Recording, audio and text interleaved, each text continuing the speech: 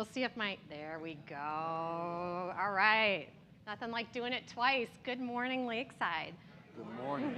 My name is Jane Marks, and I am the chair of the Lakeside Association Board of Directors. It is my privilege on behalf of all of us this morning to welcome you to our meeting.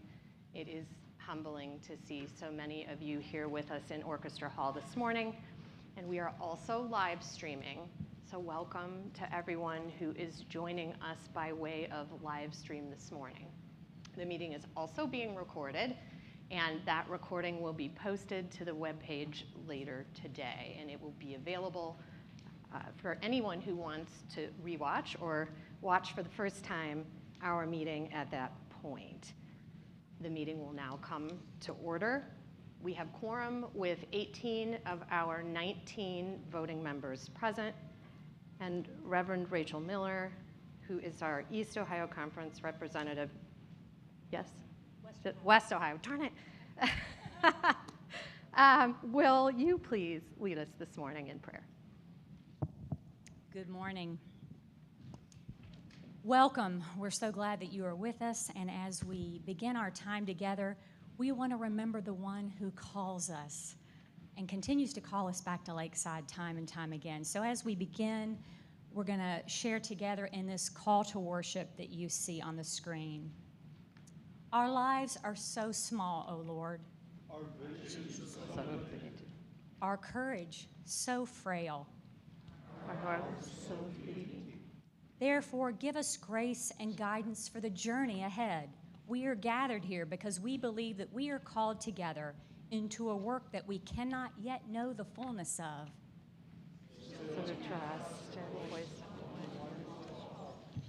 And so we offer to you, O God, these things. Our dreams, our visions, our vision.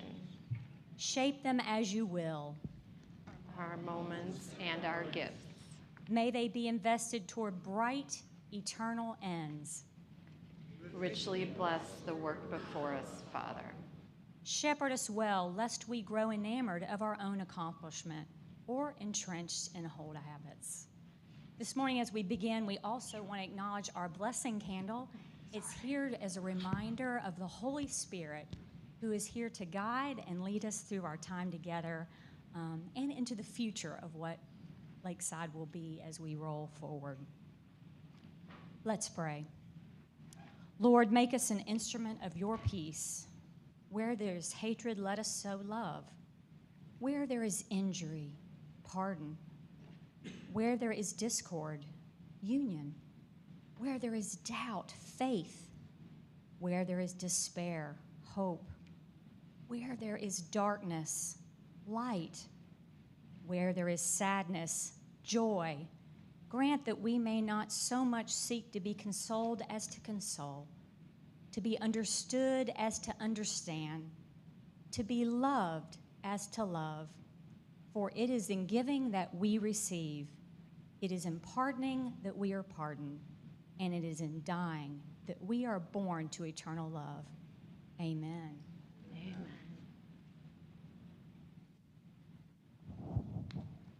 Thank you, Rachel. If you would, will you please take attendance by roll call?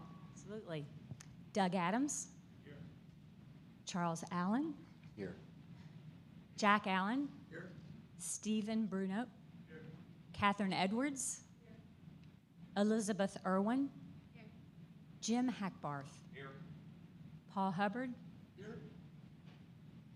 Robert Huntington. Here. Marianne Kelmer. Here. Larry Kissabeth. Here. Scott Lowe. Here. Cindy Mall. Here. Jane Marks. Here. Greg Moore. Here. Gwen Nichols. Here. Kay Panovac. Here. Michael Peterson.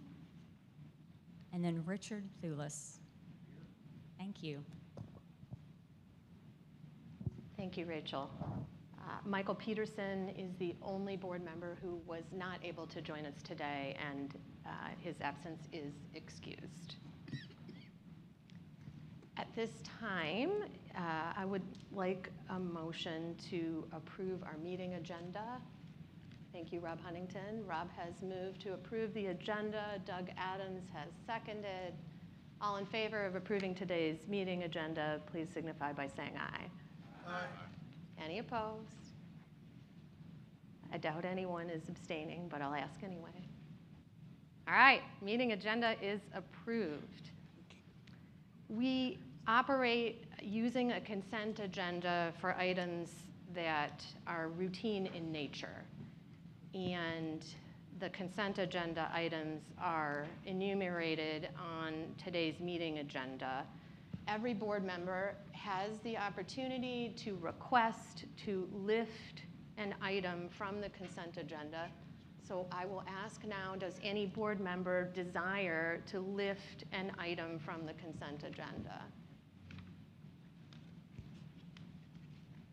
Seeing and hearing no request to lift an item from the consent agenda, may I please have a motion to approve the consent agenda?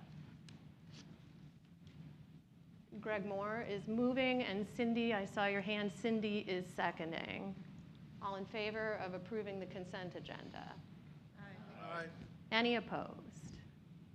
Any abstentions? All right, good deal. Consent agenda is approved.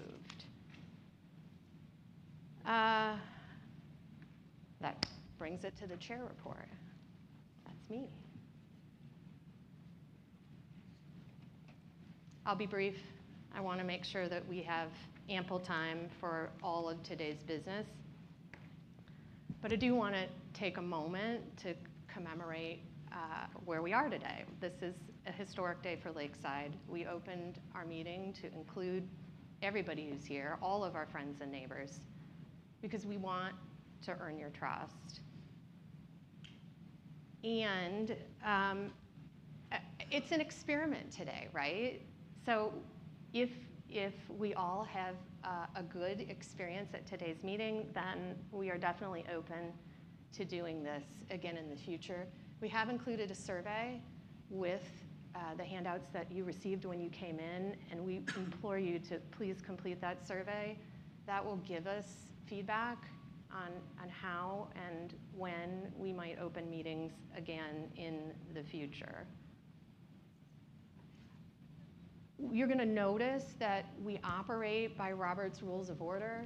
I have my book here in case we need it. It's not in our bylaws, but that is how we conduct business. It's how we've conducted business since I have been a member of the board. And if you're wondering why you're invited to the business portion of meeting today and why we're having executive session in private later this afternoon, it's because in executive session, we discuss sensitive matters. So, that would include personnel matters if and when necessary, legal matters, risk management issues, and anything else that is sensitive in nature.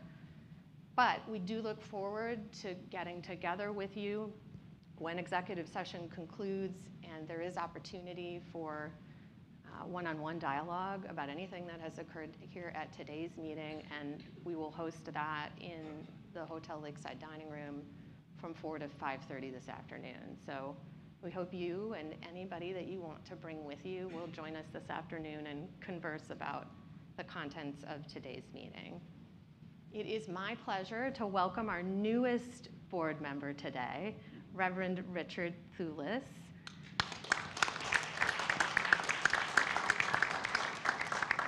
Reverend, if you would please take a short opportunity to introduce yourself, that would be fantastic.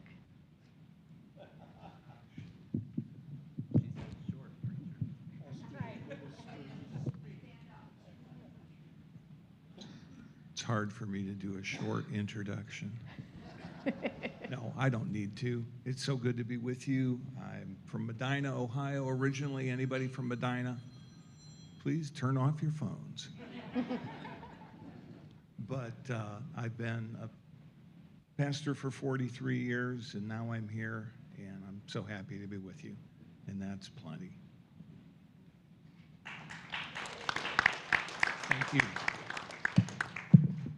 And I know that we just did roll call vote, but it is an opportunity because we're all here together today for the board members to take a quick moment, and I mean a quick moment, to introduce themselves. So if we can start down here with you, Elizabeth, If you'll just do a very brief intro, we'll go until we've all introduced. Good morning, everyone. Welcome. It's so good to all be together this morning. I'm Elizabeth Irwin. I'm from Columbus, Ohio, and we, my husband and I, and our 3 girls are Lakesiders. I represent the LPOA on the board. That's my role, and I'm on the MSC committee, the Municipal Services Committee. Good morning, everybody. Also welcome from me, Greg Moore. I serve on the Municipal Services Committee and the Land Management Task Force. I've been doing boards for over 20 years. I'm currently on 6. I chair a few of those, ranging from nonprofits, faith-based, but mostly corporate. More important, I was married in Steel Memorial Gazebo here in the park when I met my wife in high school in Lakeside. My oldest daughter got married there just 6 years ago, and my youngest daughter a week ago got married here in Lakeside. So Lakeside is extremely important to us. Thank you. Good morning, everybody. I'm Rob Huntington. My wife Susan and I moved to Ohio 15 and a half years ago. I work at Heidelberg. I report to a board, so I appreciate all sides of boards and volunteering. I'm very fortunate to be a member of this board. I think I was brought on 5 years ago. It was the year before COVID. Currently, I serve on the governance committee and on Jane's request, the executive committee this year. We bought our cottage 12 years ago, and I don't see if Kathy's here, but we bought our cottage from Kathy and Scott Venema on Maple Ave, and we're very grateful to be here. Our young adult kids live elsewhere, and I'm really delighted to be part of this open meeting today, so thank you for all being here. Good morning and welcome. My name is Doug Adams. I am a new member on the board this spring. Our cottage is 409 Sycamore. We were introduced to Lakeside by our children, not the other way around.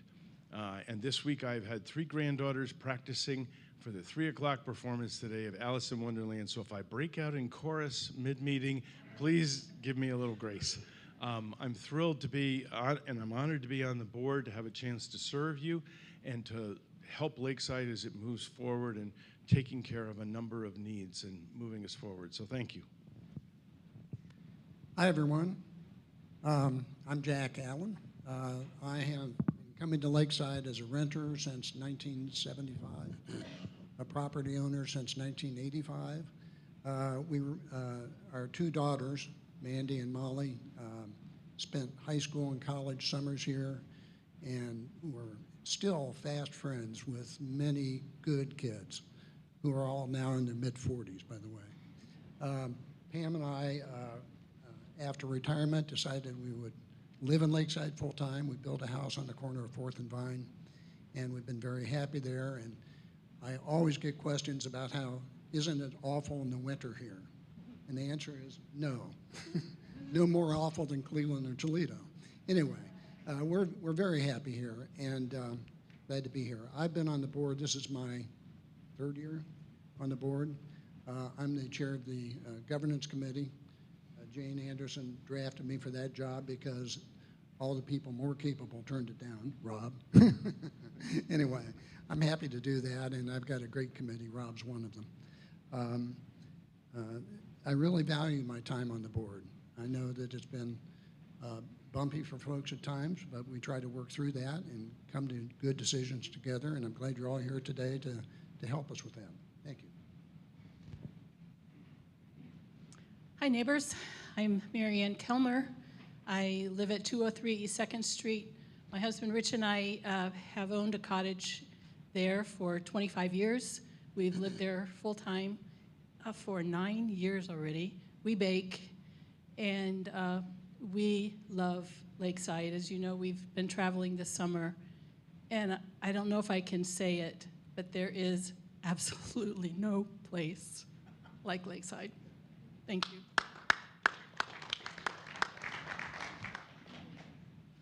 Hello, my name is Paul Hubbard. I live at 502 Lakefront Drive. My father this year is celebrating his 79th year here in Lakeside. We've been homeowners my wife, and I have 3 beautiful children. We've been homeowners here in Lakeside since 2008.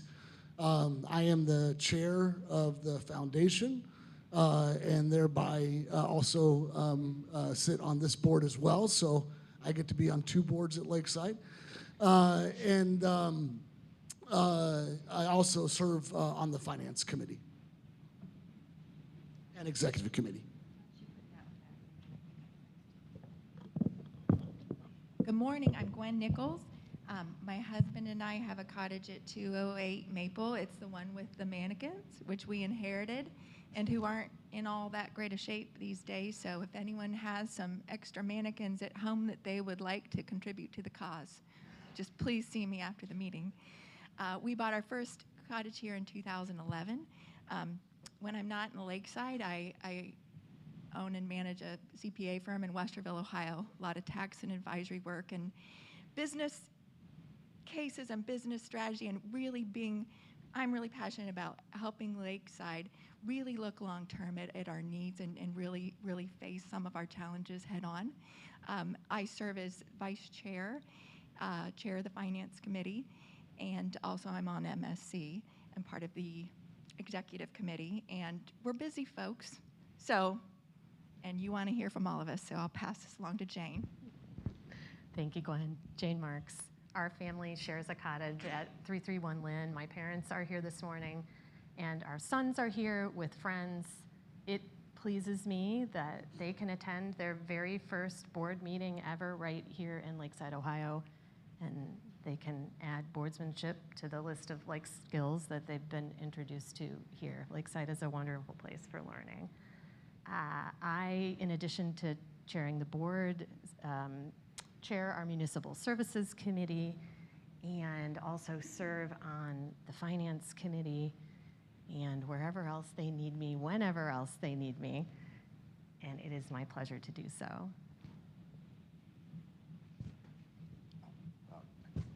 Charles Allen, awesome opportunity of serving as a president and CEO. Sorry, this light is blinding me. My wife and I live at 333 East 5th Street, and we've just come to love this community. Our grandchildren love this community, and that's what it's all about, is being here for the next generations to come.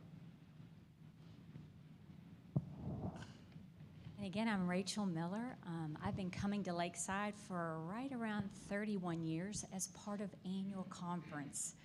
My husband and I are pastors in the West Ohio Conference, currently serving at Ginghamsburg United Methodist Church in Tip City, Dayton. And I serve Westpath Benefits and Investment, which handles the benefits for the United Methodist Church worldwide. I am thrilled to be here as secretary of the board. I serve on the audit and religious life committees, and I hope to be soon an owner, a cottage owner. I'm getting there. We're getting close. We're getting very, very close. We want to be here. We keep getting called back. So one of these days, very, very soon, I hope to become one of you officially. Good morning. My name is Kay Panovec. I've been coming to Lakeside for, I hate to admit this, 41 or so years. Started out as a youth and attended camps here. My family owned a cottage here for a number of years. We've rented here. My daughter is 30 years old, and it's not a summer unless she's in Lakeside. So my goal is to make sure that Lakeside is here so that the generations following me and following my daughter can still be here and enjoy this beautiful, beautiful place. Thank you. Can I make a public service announcement? Mm-hmm. We just moved here a month ago. We have magnificent boxes, and we have so many of them we can't move around. If you know of anybody who's moving or anybody who needs really good boxes, please look for me. Thank you. Good morning. My name is Cindy Mall, and we live here year-round, my husband Tim and I, and our 2 Cavaliers. We've been property owners here since 2012. I currently chair the audit committee. I have served on all the different committees over the years, and I serve wherever the need is. And thank you all for coming. Good morning. I'm Scott Lowe, and I'm the East Ohio Conference representative to the board. I first came to Lakeside in 1965 as a 9-month-old. I don't remember that one. But as you may have heard me say a year or so ago, I do remember 1973 and the big signs to celebrate 100 years of Lakeside. As a 9-ish-year-old, that was the extent of that memory, but the fishing and the basketball and the golf and all of that took over my world at that time. And who knew that I would meet my wife and get engaged to her here in Lakeside. And so I jokingly say that her family has a cottage, and that's the reason for the proposal. Anyway.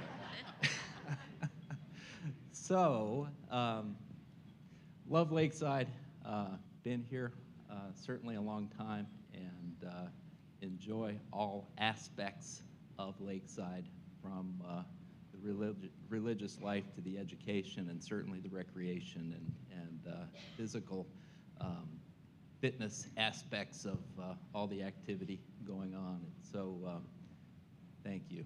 Glad to be on the board. Good morning. I'm Jim Hackbarth. I'm going into my 3rd year on the board. When we're not at Lakeside, we live in Columbus. Our cottage is at 162 Oak Street. We also have another house outside the gate. We had to have 2 because every time I turn around, we get another grandchild. We had our 5th one 2 weeks ago, and we've got another one coming in November. They're all under the age of 6. The good news, it keeps my wife Susan busy, who some of you know, and it keeps her nose out of my business. So I retired 3 years ago. I was CEO of an insurance company, an international insurance company, for about 20 years. Before that, was an executive in the high-tech world. And like many of you, I just love Lakeside. So when I was asked to apply 3 years ago and to serve on the board, I said, yeah, no, I'll put my app in. I'm very busy. I sit on 5 corporate boards, and but you serve where your heart is, and my heart, like many of you, is in the walls of Lakeside. Thank you. I'm Larry Kissabeth, 526 Sycamore Street. I'm a 3rd-generation Lakesider, a property owner. This is year 65 for coming. I know, for being 25 years old, I don't know how that's possible, but I've been coming every year for the last 65 years. I am a retired high school administrator, retired coach. I've served on a number of boards, including the Tiffin Seneca United Way Board, the Family Counseling Service Board, the Allen Area Senior Center, and the former LPOA Sergeant of Arms.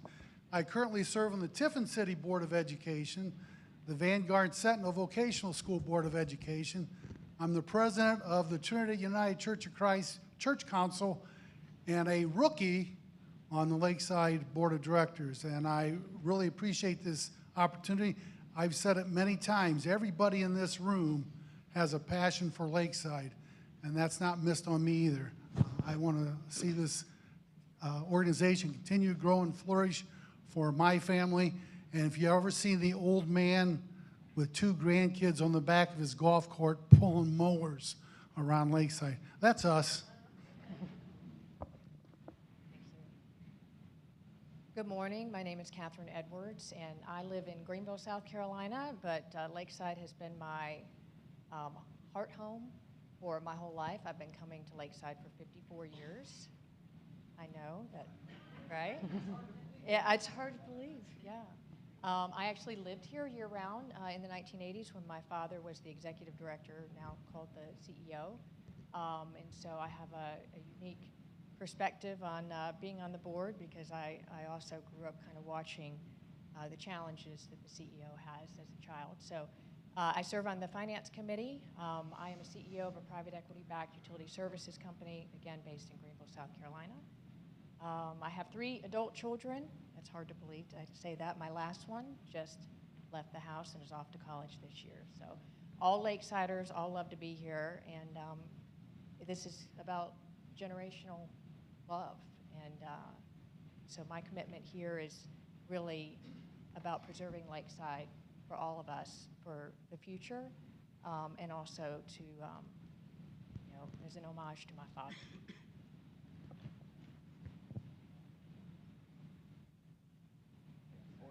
Had you hold it for a little bit while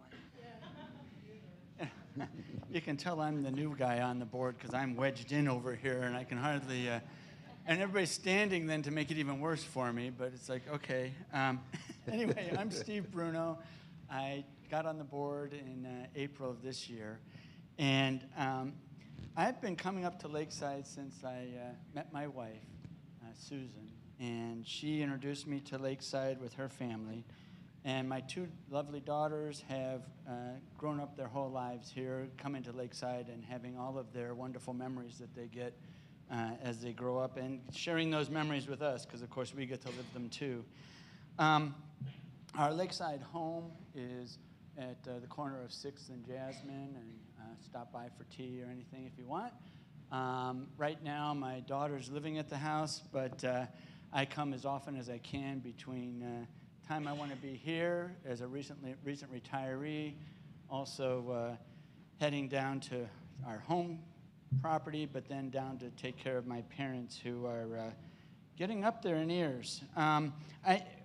Unlike a lot of folks, I guess I asked to join the Lakeside board, part because I just was retired and my wife was like, you need something to do. And so I got on the board and I said, one of the reasons I wanted to be on here is because my family's had such wonderful experiences with the Chautauqua environment, and I wanted to do something to try and keep that going. And I know that my in-laws had been on, several of the committees, Les, and some of these different communities, and in the arts community, they were very involved with that. And so when we inherited the cottage from Susan's parents, I said, I need to make that commitment as my generation to make sure that we continue the wonderful tradition of Lakeside, and that's why I volunteered to be on the board. And now the rest is history, right? Thank you for being here. Thank you all for those introductions. I think it's a nice opportunity for us today to get to know each other, and it's my pleasure to share a little bit of my time from my report to do that. I'd like to close with emphasis on the mission. We, as directors of a nonprofit, have fiduciary duties and obligations to Lakeside, the association, the nonprofit. We have a duty of care. We have a duty to safeguard the assets, and we have a duty of loyalty. That's to put the interests of the association ahead of our own and to be guided by our mission. The Lakeside mission was originally adopted May 18th, 2002, to enrich the quality of life for all people, to foster traditional Christian values and nurture relationships through opportunities for renewal and growth, spiritual, intellectual, cultural, and physical, while preserving Lakeside's heritage. It is my hope that I can get a board member to bring a motion to affirm Lakeside's mission. Steve, thank you for the motion. Oh, Larry, sorry. Larry, thank you for the motion. I just heard a voice over there. Steve, will you be the second? Okay. Any discussion? All in favor? Aye. Thank you all. I presume none opposed. All right, it is my pleasure to turn over the microphone to Charles Allen, our president and CEO, for the management report for the association. Thank you. And thank you to all our board members for your service. Today, we're just going to give a highlight of our written report that was previously submitted. But today I want to speak to the NCA recommendation and then get a motion for someone to accept and adopt that recommendation. We'll give a strategic priorities progress report, and then we'll give a financial update and overview, and I'll call on Sam to help with that. And we'll also give a development and foundation report, which I will also call on Gretchen to help with those portions of that. In our written report, we shared a missional moment, which I'd like to start off our board reports with those, because it reminds us of why we're here and the importance of our mission. This missional moment really speaks to the portion of fostering traditional Christian values in our community. A couple weeks ago, we had a camp meeting, and in that camp meeting, it was one of those things that not only drew us back to our heritage of our Christian values, but it also reminded us in Charlie's message that the decisions that we make has all led us here. And in those decisions that we have to continue to remind ourselves of why it's important to be here. But at the end of Charlie's message, he did give a chance for an altar call for people to return back to Christ or make a decision for God in their life. And no one at that time came forth, but we lit the candles, walked the docks, and on the docks we prayed. And at the end of that prayer, we had a team member who was standing near, who didn't attend the worship service, but just was touched by the prayer and the unity that she saw on that dock.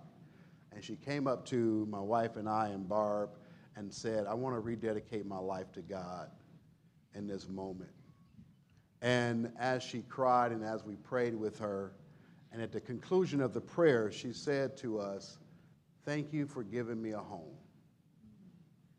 Those missional moments of why we're here and what Lakeside is doing in people's lives is so unique, and which is why we serve the mission that we serve and we uphold the mission that we uphold.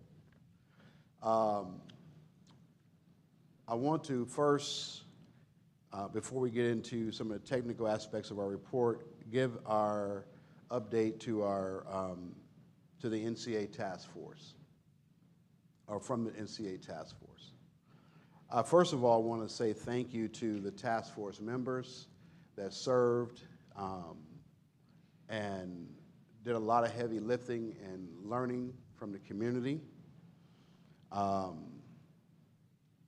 And I just want to name them for those that are here: Bill Drackett, Stephen Bruno, one of our board members, Cindy Mall, another board member, Doug Talbert, Ted Walkinghorse, Mike Shade, Glenn Becker, David Blank, Bill Smith, and our staff members, Gretchen, Cologne, and Sam, for their tireless service in helping us learn from you all and hear from you all as well.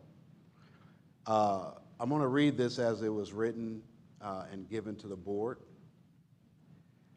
The NCA was introduced to Lakeside as a source of potential funding for capital improvements. Much effort has been given to exploring the pluses and minuses for a community.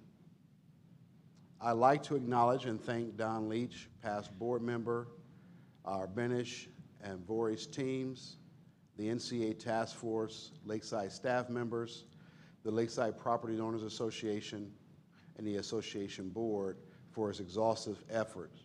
After giving careful consideration to their research, information at hand, opinions gathered through coffee chats, 3 community gatherings, professional recommendations, and reading through the LPOA survey results, it is my recommendation that in the best interest of Lakeside, we do not proceed in creating an NCA.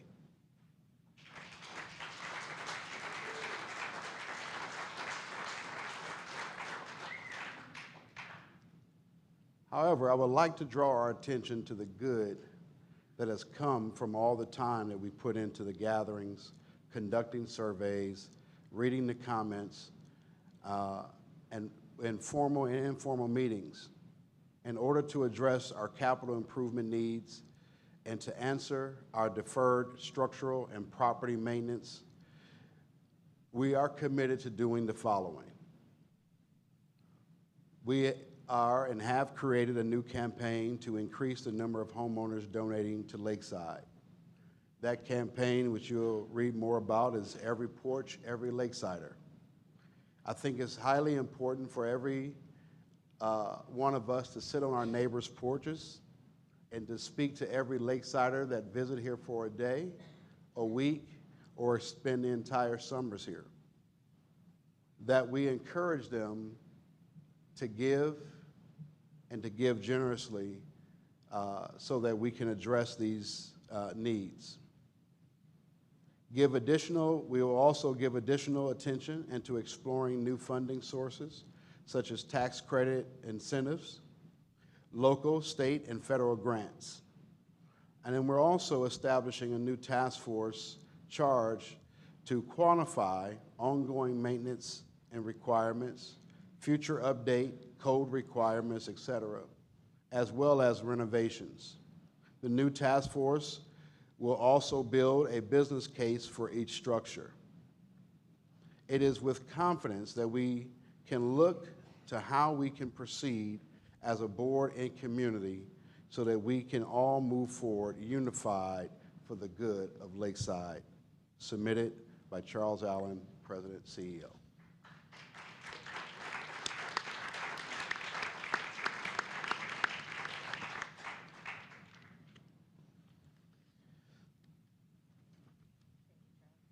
Thank you all. I want to pause now for a motion to accept. And if we can get a motion from a board to accept the recommendation. I heard a so moved over here. You're going to have to, thank you, Rob, very much. Kay, you had your hand up too. Kay will take the second. At this point, board, would you like some time to have discussion?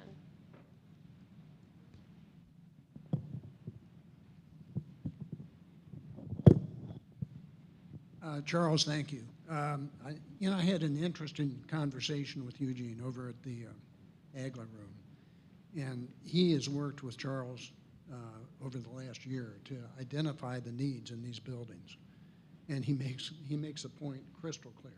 Thank you, Eugene.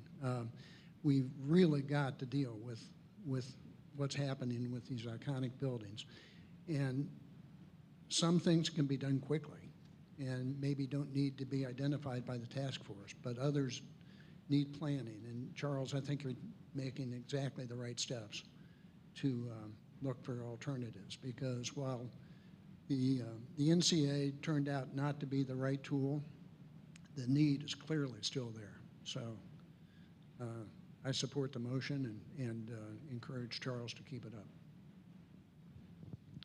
I'd just like to add to Jack's comments and saying my appreciation for Charles creating a process that created open forum for dialogue, for comments, for hearing, for discussion, for investigation. And thank you for the task force members who were both learning about this at the same time they were trying to create forums for input. So thank you to task force members for their commitment to doing this in a very honorable way. I'm very supportive of Charles' recommendation in the process. I do believe that we need to be very focused on protecting and preserving a lot of the buildings in the campus that haven't really been cared for in the last couple generations. And so I'm very supportive of that, as you'll hear later. So I completely support the motion and the direction that Charles is suggesting that we go.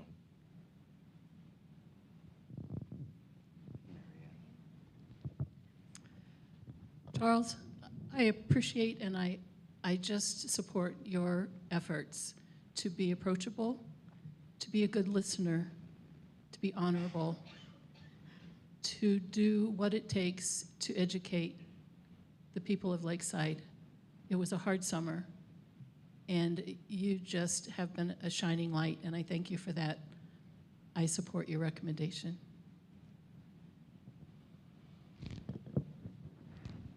Steve, go ahead. Thank you. I was on the NCA task force, and we did do a lot of work on it. And as we were going through there, Charles, you know, I kept trying to emphasize, at least in my own mind, as I was on this roller coaster of approval for NCA and then not approval, that whatever time we spent, we needed to always be willing to say that the answer at the end may still be no, even if we were putting in an awful lot of work on that. And I do want to thank the people on my subcommittee for the petition, because we were one of the parallel courses we were all taking as a task force to develop this stuff, because we were under a very strict deadline. I don't know if all the board members know, but we would have had to get stuff done by the end of this year. And in order to try and do that, but also get community input, the NCA task force said, hey, we're going to go on multiple tracks here, so that if the answer is yes, we're ready to go. If the answer is no, well, then we at least we're ready for the possibility that it might go through. And when we got done with that committee, and I've talked to you, Charles, but I just want to say for the board too that our recommendation from the committee was a little bit more open-ended than what you did, but I think that your recommendation, and I commend you for that, is much more recognizing some of the angst in the community and what we had, and recognizing that really right now it is not a good solution for us. There are too many things that we need to figure out, and I agree with you that we can spend our staff time a lot better on other more productive actions, including going on with the capital, which and trying to figure out what are our capital needs over the next 5 years, really delineating those, get some good costs on that, so that we can come to the community and let them know this is what needs to be done to maintain our Chautauqua environment. So even though I was more open to the NCA than what your resolution is, I fully support you, Charles, and I think that is the right move for Lakeside at this time, and I appreciate all that you've been doing on that. You got to listen to an awful lot of people during those coffee chats. So. Thank you. I just want to echo my support, Charles, for your recommendation. I think it's the right outcome here. And I look forward to working with you and the whole community to solve our infrastructure issues and to find creative solutions to preserving them, with the average age of a Lakeside building being 75 years. Also a shameless plug, next year is the 150th anniversary of the Hotel Lakeside, and I am the board liaison on that committee. So be on the lookout for some outreach from us to you for that special event next year.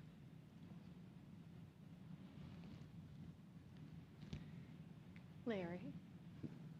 I also appreciate what's been done. We know what we know, and we know what we don't know.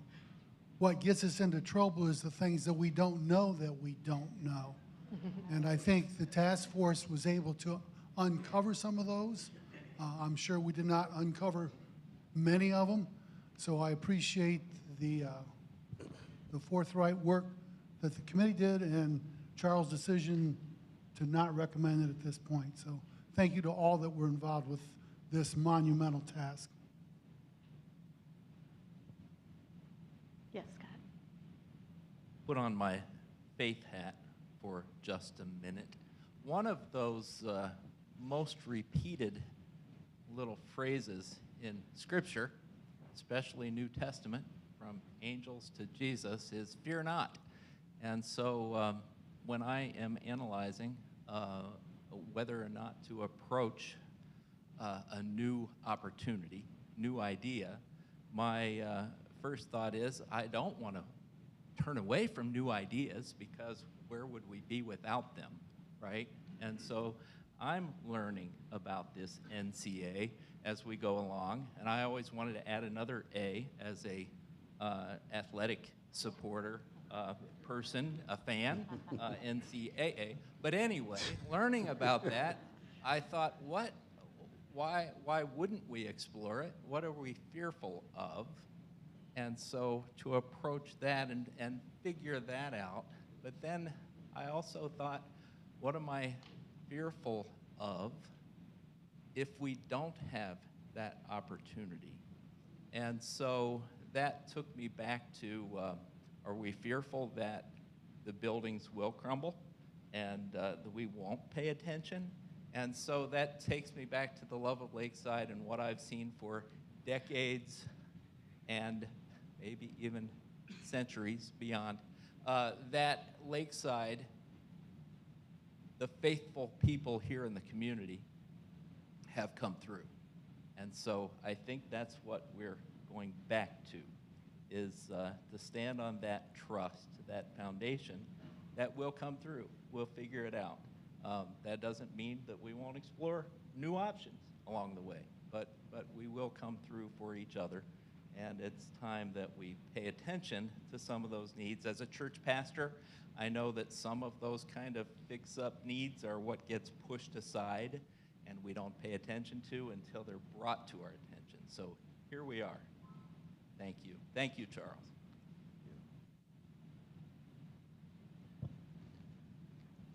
Okay. I believe everybody who wanted an opportunity has had an opportunity to participate in discussion. I will call the question. So we have a motion and a second to approve Charles's recommendation that we not proceed with new community authority. All in favor? Any opposed?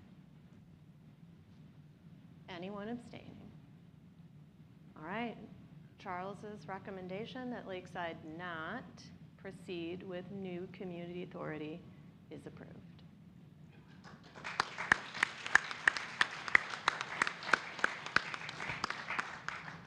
Thank you, Charles, and thanks to everybody in the community who participated in those 3 open education sessions. Thanks to the task force members for, I don't even know how many hours, but a lot of hours, okay, spent dedicating themselves to understanding and helping the community understand new community authority. So our sincere appreciation for all of that effort. And I also want to add to that, thank you to the LPOA for the survey and all of you who participated in writing out, many of you dissertations, but it was an honor to read your heart, and I just want to say thank you for providing that to us, and the LPOA for allowing us to have those reports. As we move on, and I'll move through these fairly quickly, but just update on the strategic initiatives that we had, which the Western Shoreline construction is now 100% complete, and it came in under time and under budget. And so thank you to all of our staff members and those who worked on that project. Don Drew, Jim Schweitzer, Ty Trumbull, and those that, and Doug Talbert for ensuring that we had this money in the Ohio State budget for us for this particular grant, and so thank him for that. We will be exploring additional things and putting together an advisory as to how to move forward with programming on the waterfront, how to enhance our sailing programming, and the right facilities that we'll need to do that, and then we'll be reporting back on that at a later time. The next one was guest housing and facilities, and I want to thank the Land Management Development Task Force for all of their recommendations and hard work as it moved forward. One of their, which you'll hear from their report later on, the recommendations was the sale of the Oak Street, 4 lots on Oak Street, and they are now live and up for sale, and it is a sealed bid process. So those of you who are interested, you can go to your phones now and start the bidding process. It would be greatly appreciated. Those monies will also fund other housing projects and accommodation projects, like the expansion of the campground and other housing for affordable housing for young families. The upgrade in facility infrastructure. We are, phase 1 was working with Eugene Jacobs, and one of our interns last year was to update our building audit, and that work was done. Phase 2 will move into having a complete understanding of all update needs, code updates, as well as renovation needs for each facility, and that will be in the hands of the new task force that is also forming. And we will look to have those recommendations and that complete list to the board and to the community. Our goal is April of 2025 to have all of that completed and to have a funding strategy in place as well. Our year-round family destination. We have extended, since COVID, into a 14-week season from Memorial Day to Labor Day. We are continuing to explore areas as we move into the fall. We had a market analysis that was completed, that we're making some initial changes to the draft as we look at the data there, but that will help us also understand how to market and what shows to produce in our fall and spring season, how to best utilize Orchestra Hall, as well as our other year-round facilities for various events and retreats. And so we'll be giving a full update on that as well. Revenue generating opportunities. Portion of this will be charged to this particular new task force. As we look at various funding opportunities, we will, again, going back to the recommendation, needing every Lakesider help in order to ensure that our facilities and our infrastructure is strong for the next generation. The strategic financial and fundraising plan, we are good 80% there on the fundraising plan, and Gretchen and her team is working out some final details on some goals and objectives as we continue to do that, and that will be submitted within our next board meeting as well. We're looking at various funding opportunities as it relates to grants, et cetera, and so one of our goals is the next step is to work within our community and find experienced grant writers to help us achieve some of those goals as it relates to that. The marketing communication plan is also underway, and we're looking at a resubmittal of what has been previously submitted, but that plan will include what we know now about the market and some of the 5-year growth initiatives that we're looking at. The guest-friendly technology. We have updated the ticket purchasing process to online purchasing, and we've also improved the current process as it relates to registration online and helping and making some of those even easier and those platforms more accessible for families to come.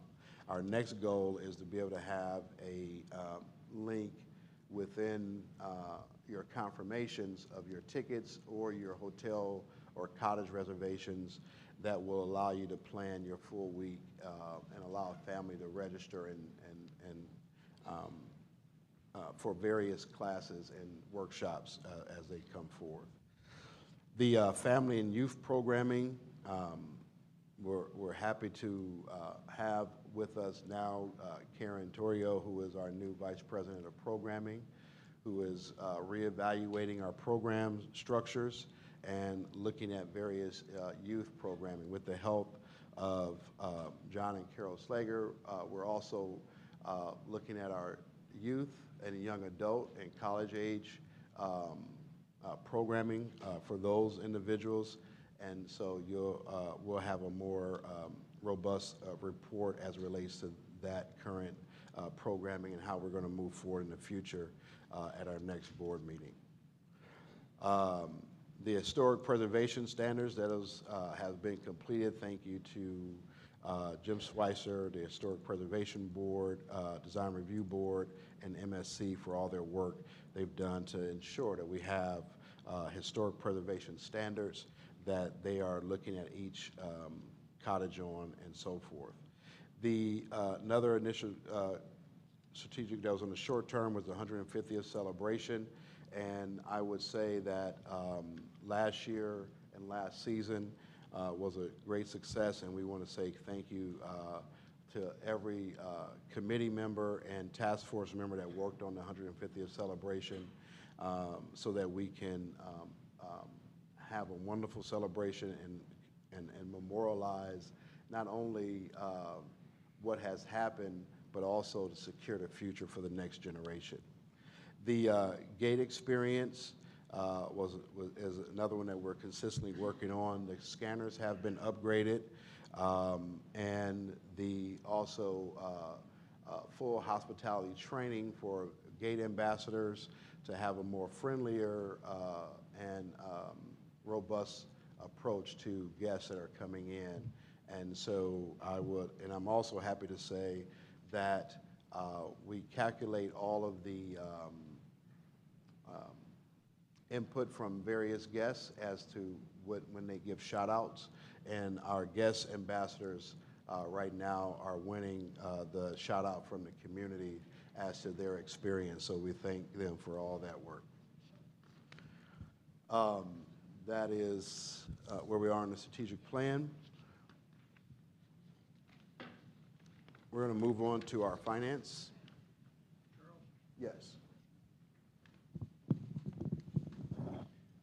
You talked about the market study for the shoulder seasons and what opportunities there might be there. I know the analysis isn't complete, but can you give us a back of the envelope look at are there opportunities for marketing in Ottawa County for off-season activities? Because we do these, but they need to make money to make sense. Yes.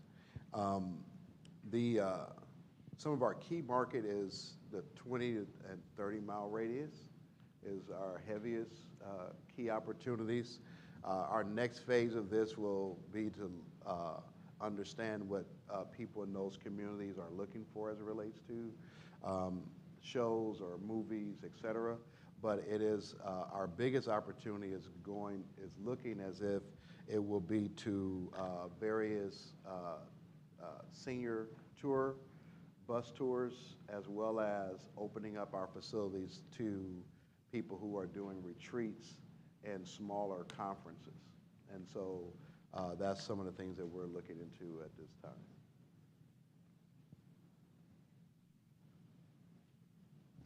Yes.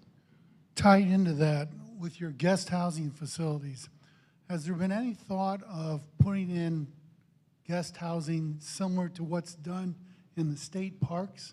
And the reason I say that, they have a heat source, and as mentioned before, there's a lot of neat things that go on during the off season, and I wonder if that's a revenue producing opportunity, even though I know there's a front end cost to put those in. But I know in the state parks, those cabins get used year round. Yeah.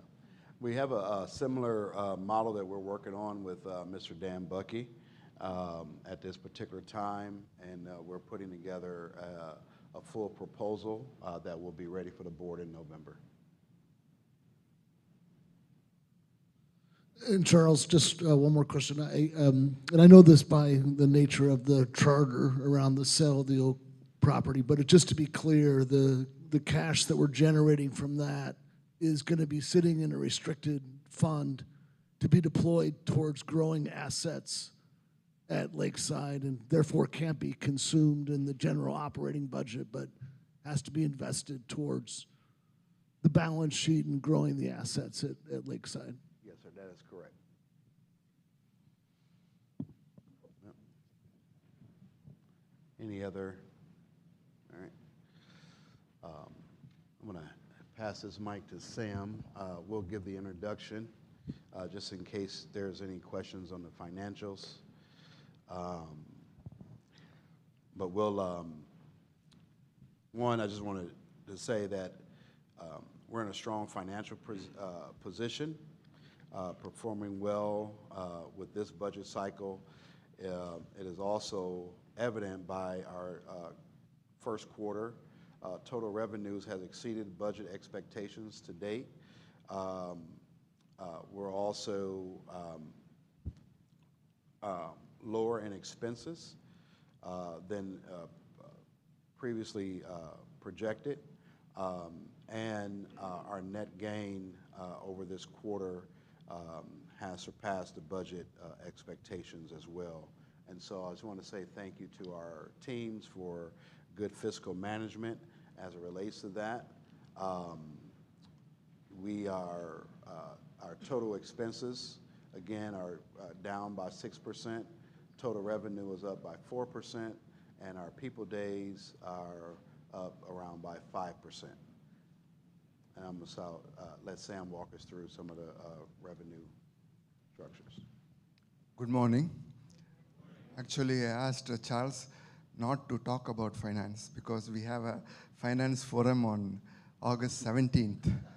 Okay, I don't want to let the cat out of the bag. Okay, we are doing well. On August 17th, we have prepared a detailed presentation, and it will be 3 parts. Like the first part would be our strength and achievements, and the second part would be the overview of last financial year. We had a strong budget and financial year last year, and the third part would be the interesting part which you all look forward to, the assessment and the expenses. All your questions will be answered. Charles and the team, we believe in transparency, and everything, all the numbers would be there for you. Already we have received some questions from you. All those questions will be answered. As for this year, we are doing very well. Till June, we are 200,000 above the budget on revenue, 200,000 lesser on expenses. Our people days are 60,000 as of now. Our budget is 80,000. We have another 4 weeks to go, and we hope to achieve that.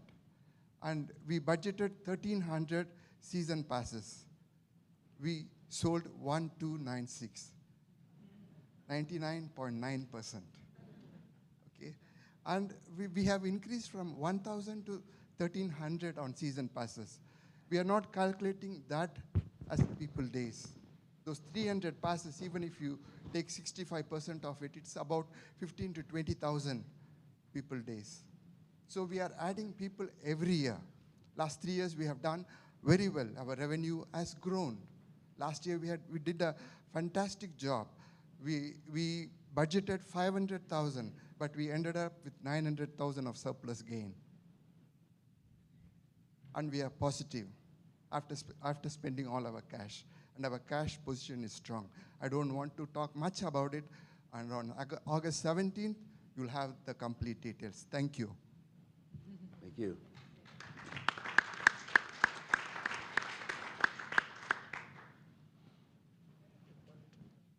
Yes. Sam, I just wanted to make sure I heard right. When you do all the different calculations of the people days, you are not including season pass holders in those? Is that what I heard? No. They're not included? They are not included. Okay. If I can ask just a question on the hotel revenues being up, particularly Hotel Lakeside, from last year. It was on the last slide. From last year to, yeah, there you go. Last year to this year, and last year being the 150th. Was there any particular event? What's driving that? I mean, that's good news, but just what's driving that? How do we replicate that? Well, there's a couple of things I believe is driving it. One, I will say, I want to just give, we changed in leadership in that, and so that was part of some of that as far as looking at different initiatives and exploring different options as to how to promote the hotels. And this year, Gretchen Cologne took those on. Also, we changed platforms, and that platform allowed us to market using third-party sites. And so we had a huge influx around the solar eclipse, the fishing competitions that were in Port Clinton and partnering with them, as well as offering accommodations in various areas to the Davis-Besse shutdown this year as well. So it was some of our the genius in our cross promotional items into our neighboring counties with some of their fairs and stuff that was going on.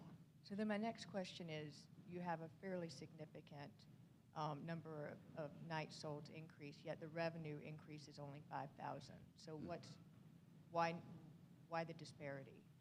Well, we kept our rates it's pretty similar to last year, not increasing our rates. We've been trying to do that, just keeping the hotels as an affordable option for young families to stay in Lakeside.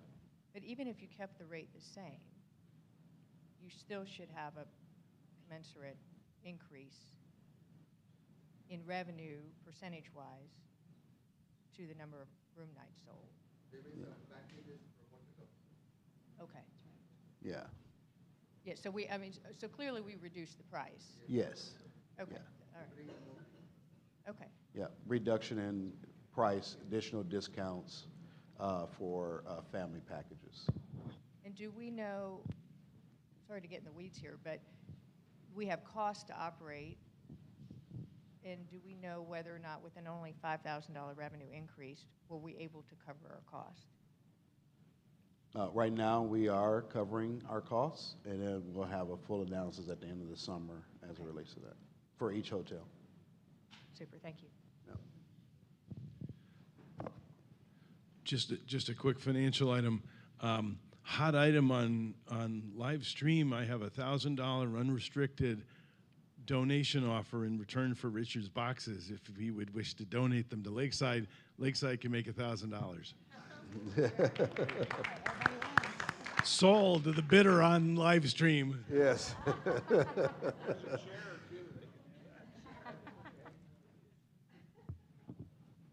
All right.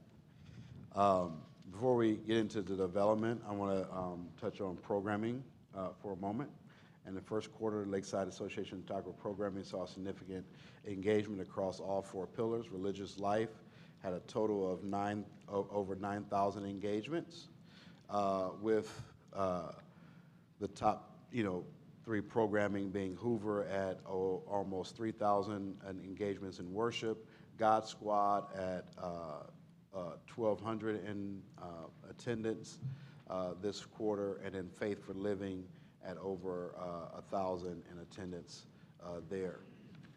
Our education had over 4,000 engagements, with lecture series coming in about a little bit over 2,000, historic portrayals at 900, a little bit over 900, and our keynote speakers for the 3 weeks has brought in a total of 800 engagements. Performing arts had a total of over 13,000 engagements. Hoover programming particularly had a draw of about 11,000, a little bit over 11,000 engagements, with the pavilion at a little bit over 1,000 engagement, and the bandstand at 697 engagements as of June 30th. The Rhine Center had a total of 1,772 engagements, with pre-registered classes at a little bit over 1,000 engagements and an open studio at over 700 engagement. Our recreation pillar had the highest total engagement at 26,000, a little over 26,000 engagements.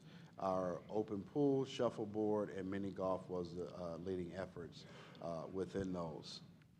Our cottage rentals for quarter one, we've increased our cottage inventory from 95 in 2003 to 104 this year. Our projected goal for this year was 105 cottages, and so we're just one shy of that. So if anybody wanted to rent their cottage out for the next 4 weeks that are not already on there, that would help us meet that goal. In terms of reservations, we've had a total of 445 reservations to date, with our projected total reservations at 500. And so Cottage Rentals is doing well. Our Memorial Gardens has since seen activities. In the first quarter, 10 new plaques were installed in the garden. We had 8 ash placements occurred, and another 8 are scheduled for this season. And so we're thankful for all that's going on there. For the future of Memorial Gardens and the decor around that as relates to the planning, our Kyle is working to inspect all the areas around the garden, the foliage layout, as well as looking at the enhancements for beauty for next year. And so those plans will be in works there. All right, this time we'll walk through our generosity and have Gretchen Cologne walk us through some of the particulars there.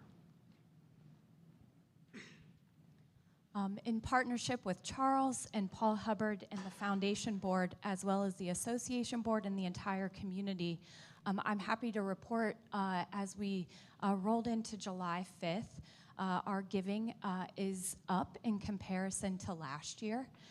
We have raised $298,000. Remember, we're still in quarter one, and so moving rapidly. Our donor numbers were just a little down, only because our giving day last year was on July 4th. So we had several new donors step forward on July 4th and give a first-time gift or a small gift during that time. So our giving day is tomorrow.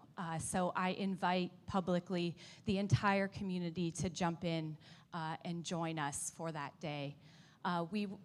Our endowment to date of new gifts is $27,000 roughly, and we've raised about $100,000 in restricted gifts. Those are from the Perry Park bathroom campaign that we were doing, finishing up Once Upon a Porch with some gifts coming in this first quarter and some Hoover gifts.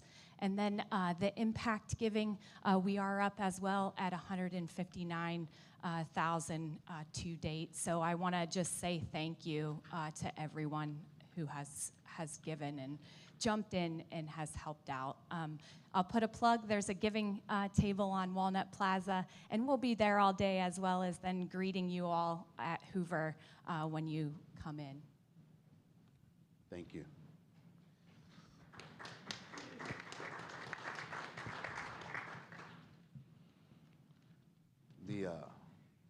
This time we'll pause on our report for any additional questions. Yeah, just Gretchen and team, I really applaud the work that you guys are doing around every lakeside or every porch. And because I think that as we sat in the foundation meeting, each of us who come into this miracle square mile are moved by some reason to be here. And I think just really understanding what that is at the grassroots level is just so essential to us building on, generosity. And so I applaud that. I will say for all of you, you don't have to wait for them to come to your porch. you can come to them as well. But I also, coming out of the last meeting, I just thought it'd be helpful as the community's here. Beyond that initiative, we have some incredible things coming up with the 150th celebration at Hoover and with the 100th celebration, 150th for the hotel, 100th for Hoover. That we have probably some big visions and campaigns that are going to be coming down that road. Maybe more modest around the hotel, but around Hoover, it's a chance for us to really think about Hoover for the next generation and for the next 150 years. And all of us know that our backstage is Hoover's beautiful all the way until it ran out of money when it was being built, and the backstage suffered because of that. And for us to really honor that pillar, we are going to be coming to the community. So really applaud the work. And then also just the work that you're doing with Amy and the team to really think about inviting the community more to be involved in their wills and setting up donor restricted funds, things that we can talk about and educate more about, so we can really start growing that endowment, so that the endowment as it sits today, being at $10.5 million, nicely invested, getting good market returns over a 10-year period. But for us to really build the security for Lakeside for generations to come, that's going to just become more and more essential. So appreciate all the work you're doing, but just wanted to share those things. Thank you. Before we move on, and this is a question probably for Sam, this chart right here, I don't know if you can put that back up, but I'm just, and I know you don't know this off the top of your head, but it might be worthwhile to know what's our inventory in the shoulder season for the Fountain Inn and Hotel Lakeside. It's nice to see the increase, but if the inventory is, let's say, 1,500 nights or whatever, so we're running at a 50%. And I just think it'd be nice to know that number as we look at performance, and perhaps that's something that at your August meeting that you could show also. I think it'd be a good number to have, because that's the inventory that's available. And while our numbers are going up, I think it's important to look at how are we doing to attain against that. Because from my vantage point, I look at the Fountain Inn and Lakeside Hotel as a asset, and are we utilizing it to its fullest potential, especially during the shoulder season? So, thank you. I think with the third-party booths on those sites, we're going to see more activity in our fall and winter seasons on the Fountain Inn. Outside the shoulders. So, yeah, so just to follow up on that, back to the inventory. So what's your available units, but then what's your cost, right? And then how many units do you have to have rented to justify the cost of keeping the facility open? Yeah. As someone who desk clerked at the Hotel Lakeside all the way through college, I understand very well what lurks there. So, it's not an easy facility to operate in the best of circumstances. And if you're keeping it open for a 20-night or 20-room rental, can you justify that cost? So I think when you do your analysis, that will help us to understand that cost trade-off. Yes. This doesn't need to be in the minutes, but I know when you went on the board, I recognized your face. Now I know, because you threw water balloons at me when you were out standing on the top of Hotel Lakeside. Don't deny it. We're in a public forum. Don't deny it. I would have never done that to my father, but let me tell you, I feared my mother worse. Yes, all great points. I want to talk a little bit more. We're not getting probably the insight we're wondering about in terms of hotel pricing strategy and package strategy. But what I think about when I think of increased nights is we had increased gate passes that's contributing to more people being able to experience Lakeside. They're coming hopefully to visit our merchants.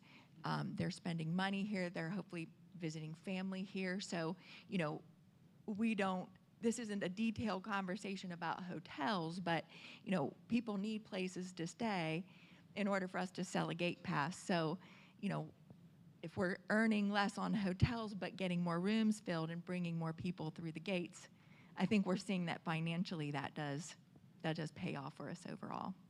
Yeah. And you know, one of the things that has driven our costs, particularly in Fountain Inn year-round, is the need to increase our hospitality and net promoter score as it relates to how we treat guests.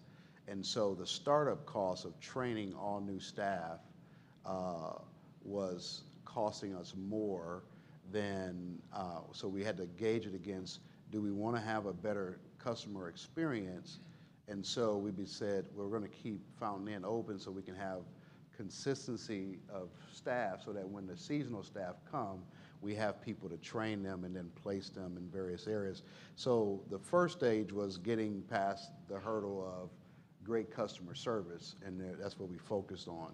Then now we're at a stage where we've gotten past that. The next stage is now to fill the rooms in the fall and our winter months, and we're doing that through third-party booking sites.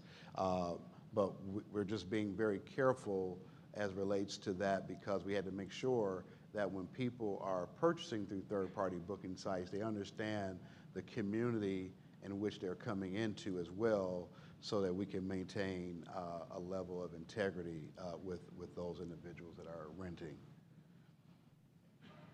I just wanted to say, since we have Gretchen here before the board, and that you know, we've been having these meetings around with the community, and we've been talking about the fact that if we could get everybody to just sign up for a monthly contribution. And so I wanted to check her on that, and I went online, and sure enough, it is like really easy, lickety-split to sign up for a monthly contribution online.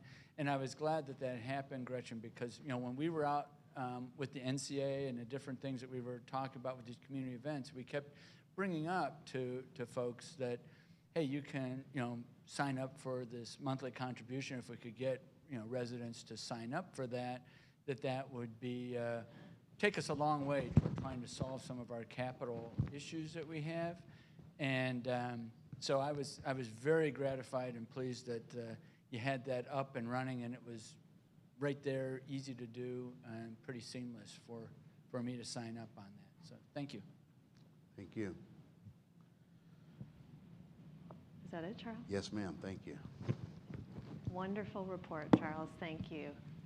As our president and CEO, Charles is in charge of our operations and management of our resources, and we couldn't have asked for a better report today as a board. So thank you very much.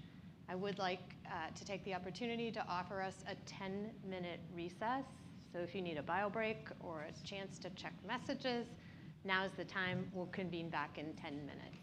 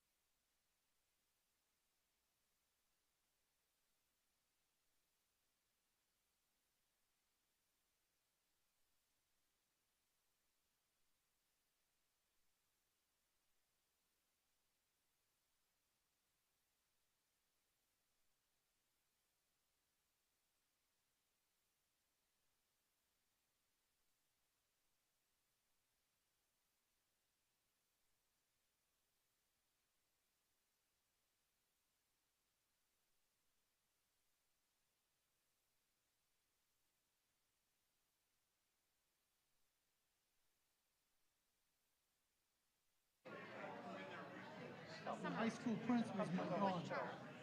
Kathleen Christopher, I don't know if you met her. Never met her. Yeah, she said she was your church for funerals and that type of thing. I wanted to say hello. Well, good, thank you. We were there for 9 years. So now we're here. Well, welcome to Lakeside. Thank you. Never gonna be very much. I like being here better. There you go. Why would you come here after the season when there's nothing going on, there's no food served? Good. I thank you so much. Place to be, and there's Appreciate that. Had a Appreciate full it. sign. My name No, I know. And, no. I mean, there could be, The women's club said it's been good, so I think so. as Catherine was saying, how many people? Ladies and gentlemen, if I can ask you to take your seats, please, we're going to resume the meeting.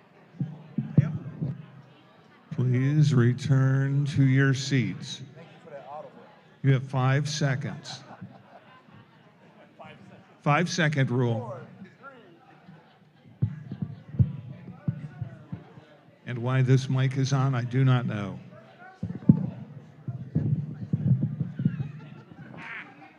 Drop one my way if you got it on the floor.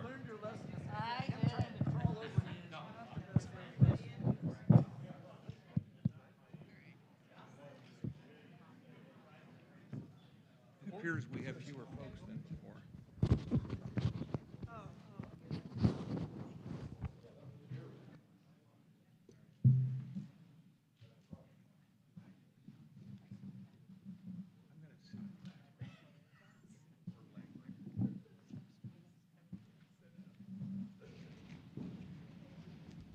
All right.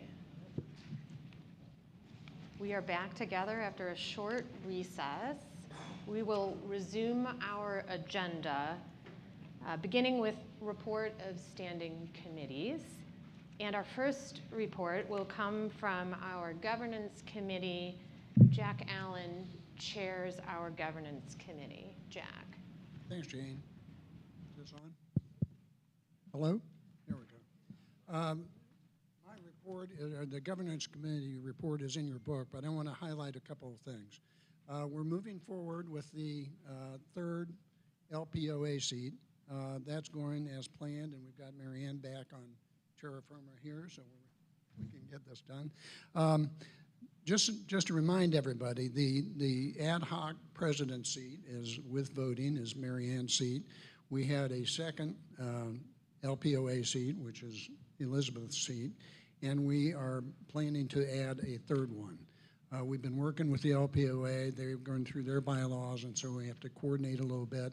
And the next step is to figure out how to sequence the term. And so we'll work through that. On the board, we tried to stagger the terms so that a third of the board goes off every 3 years. And so we have to kind of figure out where we're going to put that LPOA seat. But we're looking forward to getting that done. As the board remembers, we've had a series of discussions about the subject of membership, and we've talked about it at the committee level, the board level.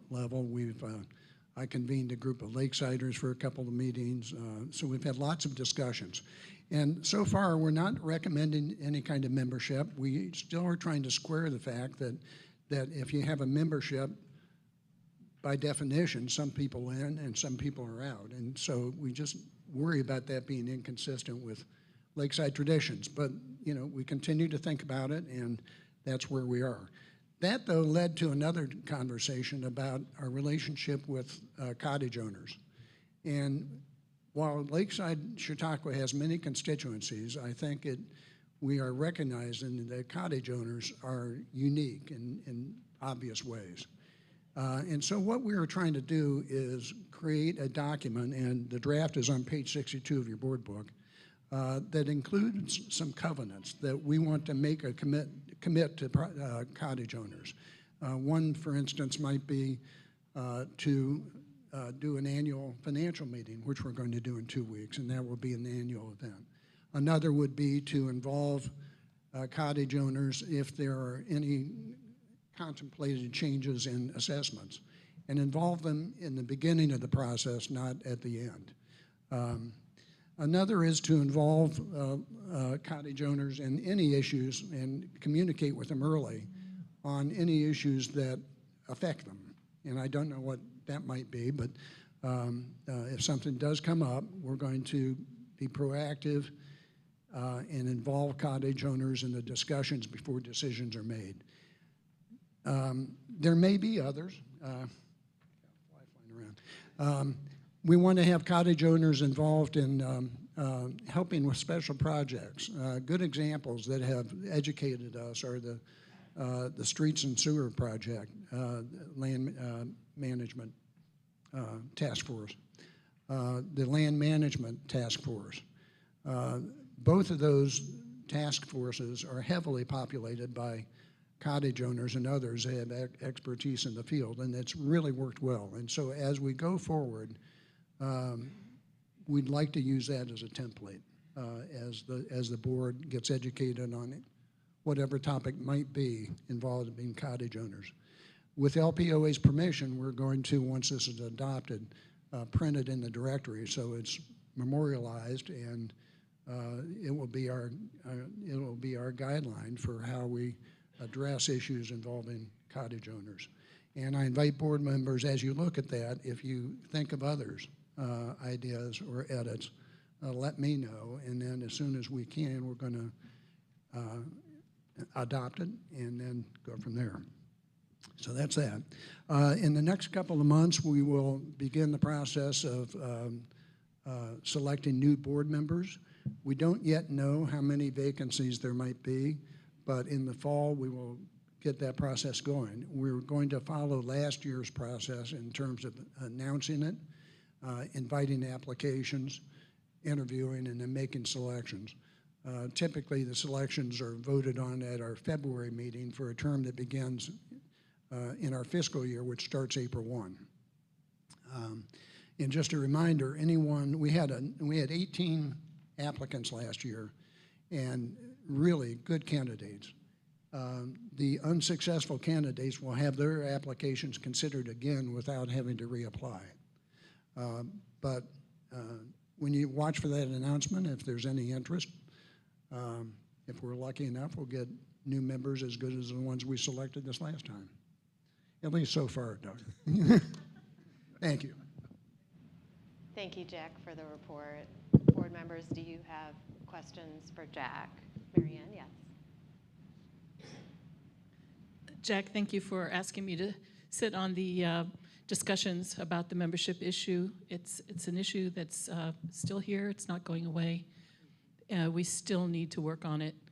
It's a very sensitive topic, and I don't think we're finished yet with that job. Thank you. Any other questions for Jack? Yes. Catherine. Actually, my question's for Mary Ann. Can you expand upon that? For those of us that aren't on the committee or involved, I'm just... Expand on the sensitivity of the issue? Well, you're saying we're not done. What more do you think we need to be doing?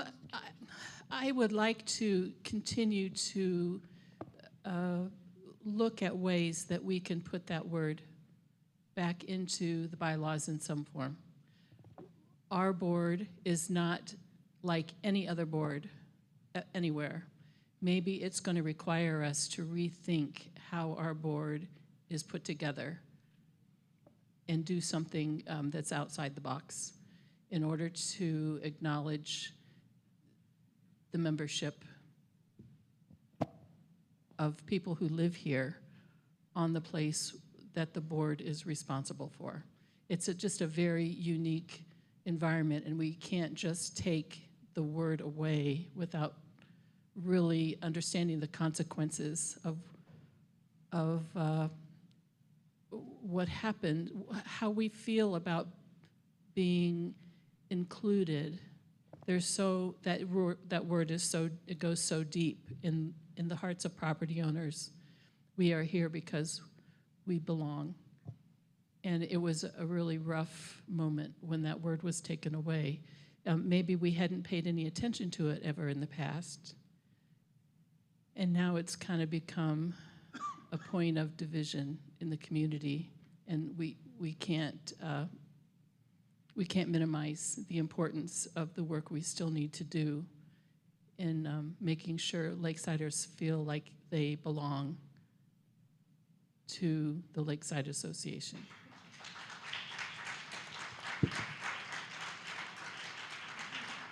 Thank you. As someone new, that's helpful. Thank you.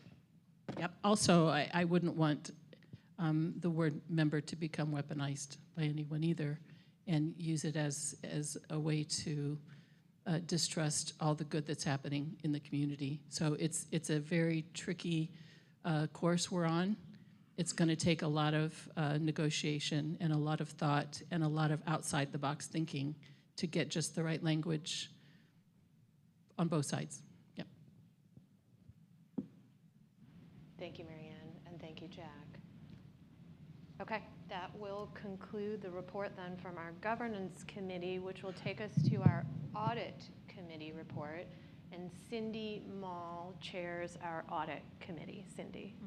Thank you, Jane. I wanted to report, we're going to have an action item under new business to accept the audited financial statements. But I wanted to give the community a little bit of overview of what that entails. And so we use an independent CPA firm out of Sandusky, Barnes Wendling. And they come in, they do some preliminary work in the fall, some scoping work. They come in May. Our fiscal year ends on March 31st. They come in May and they spend at least a week on site and now some remotely. But they work closely with Sam's team. It's a very intense preparation that Sam and his team do between the end of March and the audit beginning sometime in May. By the end of July, we have a draft of the audited financial statements, and this is a full-blown audit, the same standards that any other company would use. It's under generally accepted auditing standards, or GAS, and our financial reports are prepared in accordance with GAAP, generally accepted accounting principles in the United States. And I'm happy to report that we had what they now call an unmodified opinion, which means it's the highest form of opinion that you can get on our financial statements. There are additional documents that are provided to the board, a governance letter and a management letter that talk about the quality of the accounting assumptions used, the ease or not ease of completing the audit, which there were no issues with any of that. And so the audit committee will be recommending later on that the board accept and release the audited financial statements, and shortly thereafter they will be published to the Lakeside Association website. If you scroll all the way to the bottom of the home page, there will be a link there. We go forward probably in September. We will receive, September or October, we'll receive the Forms 990, the IRS forms for both the association and the Lakeside Chautauqua Foundation. Again, we meet, we review those as a finance committee and audit committee together, make any necessary changes, get all our questions answered, and then those will be filed with the IRS and again made available to the community on the same page on the Lakeside website. So congratulations to the team. It's always good when the audit's done and we have a clean audit, and it went very smoothly this year. I think we might have been done the earliest ever, at least in modern history. So thanks, everyone. Are there any questions? All right, thank you. Thank you, Cindy. Appreciate it. We often will also have board reports from our various task forces, and today we have a report from the Land Management and Development Task Force, and we have Charlotte Wilkerson here with us this morning to give that report. Right here. Hello. Thank you for this opportunity to share with you some of the work that was done by the Lakeside Management and Development Task Force. It was created, this task force was created in November of 2022. There are 6 members on the task force. I serve as secretary, Len Fornish and Gwen Nichols as co-chairs. Chuck Baker, Tim Lohr, and Greg Moore round out the team. There are several staff members that attend on a regular basis as well. We've had 31 full task force meetings, as well as numerous subcommittee meetings with outside sources since our inception. The charter directed this task force to look at results of previous study groups over the past 6 years and recommend action steps with regard to Lakeside-owned housing and land development projects.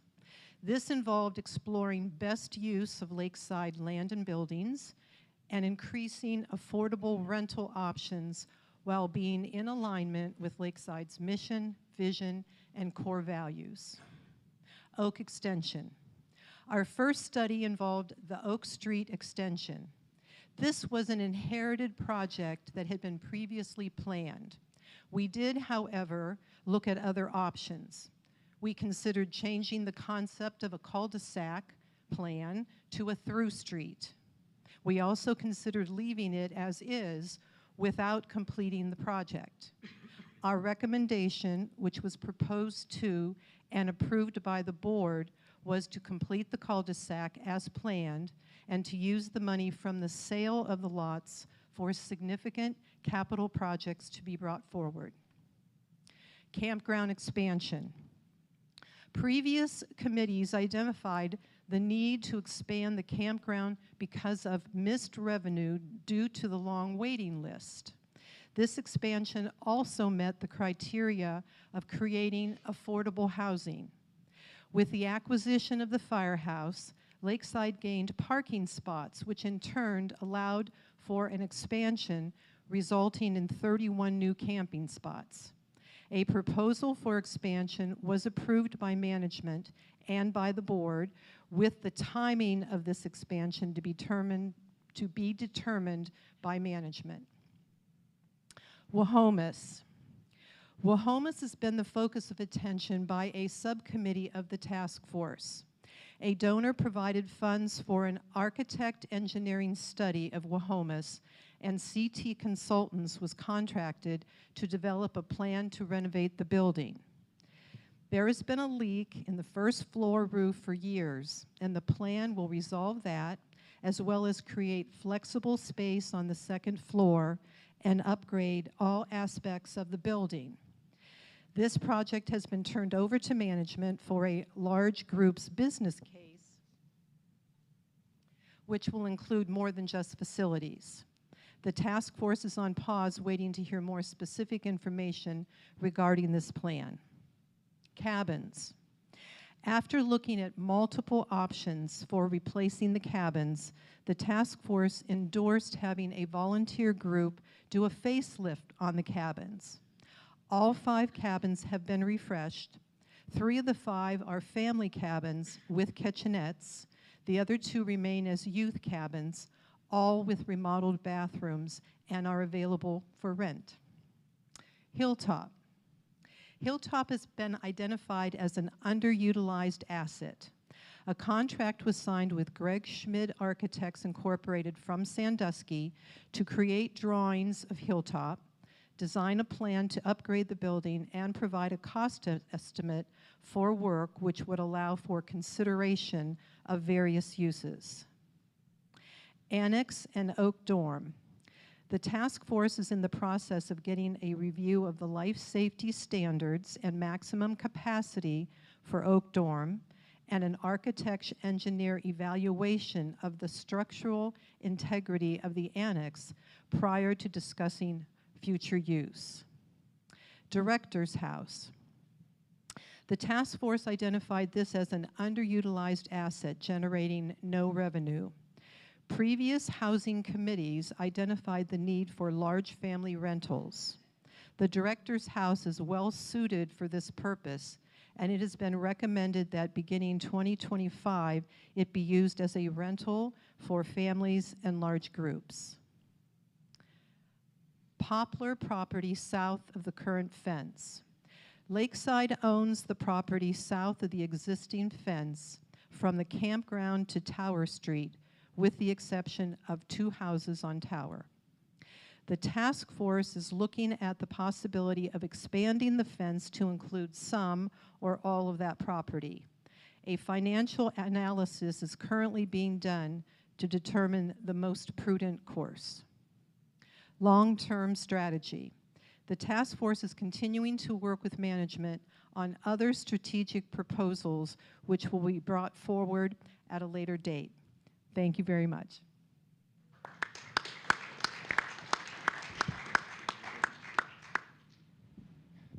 Sure, thank you for that report.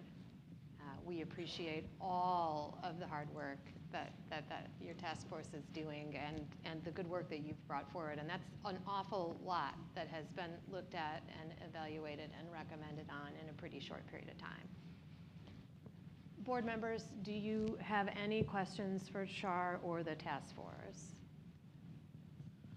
Yeah, I guess my one question is we're going through, does the task force feel free and comfortable to ask the question, is this the highest and best use of this particular area or property?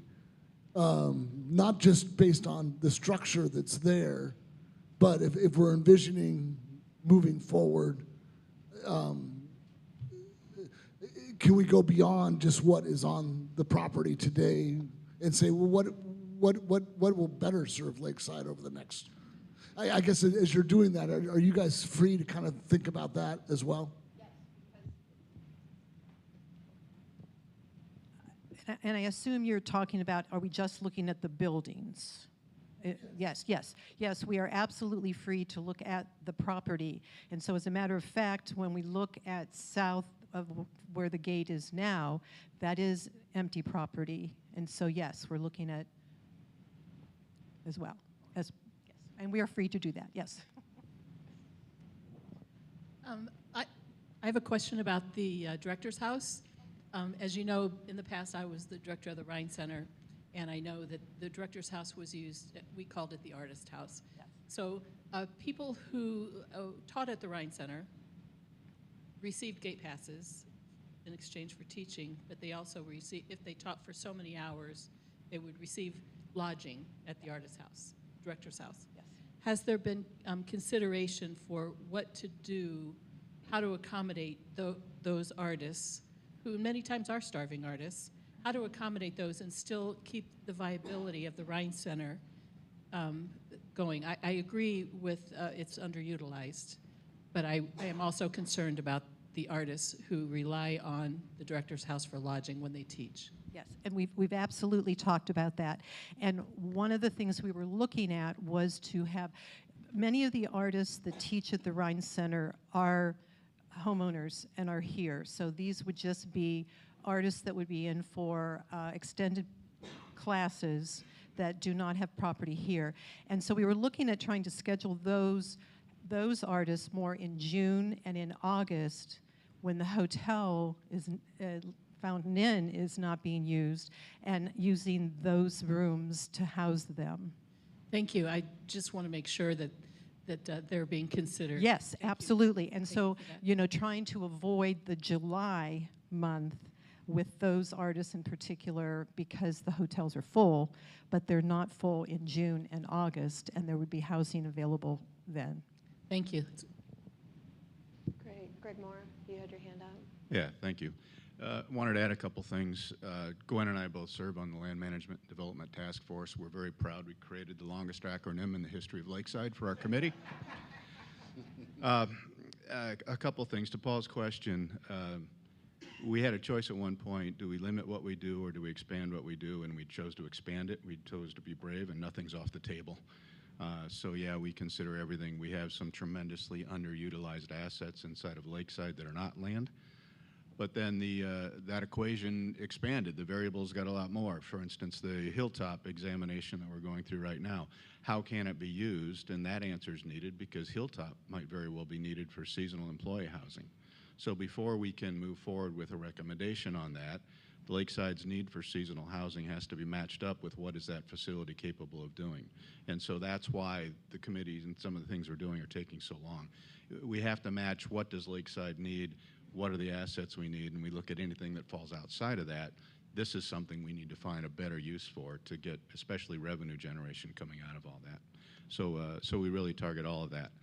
I think I'll speak for all of us. Our initial charter, I think, was going to be 6 to 9 months, and we're on our 3rd year. So, but it's good because it is much more complex. But my real reason for taking the microphone here is I want to recognize Len and Shar. Not only have their leadership of this group been outstanding, and Len tells us what to do, and then Shar reminds us and corrects him in our minutes. The husband and wife team works very well together. But it's also that as we go through it, it's not just this elite committee that's standing up here passing down, hey, we should do this, we should do that. Wilhomas came up, and it needed a lot of work just to be usable for the groups that were coming, and they organized the volunteers to come in and just do the work. Didn't ask anybody, asked Charles for a little bit of money, but in the grand scheme, not a whole lot. They made that happen. We ran across the cabins, we looked at it, this could be used until maybe there's a better use for that land someday, but it's not today. So what can we do to get some revenue and make that align with Lakeside's mission? And this is housing for lower income people that could come in and enjoy Lakeside, and their hearts could be engaged in Lakeside. They organized the volunteers that took that on, and I'll never forget, I'm going long-winded, I apologize. But I called Len about something, and I could tell he was doing something else, and he's a little out of breath. And I said, Len, what are you doing? Well, he was remodeling the bathroom in one of the cabins when he was on the phone with me. But for their leadership and for their willingness to just jump in and help Lakeside at any turn where they saw there was something they could do, that's what Lakeside's all about. And I just want to recognize, not just to the board because we're here, but in front of the community. Thank you guys very much. Appreciate it.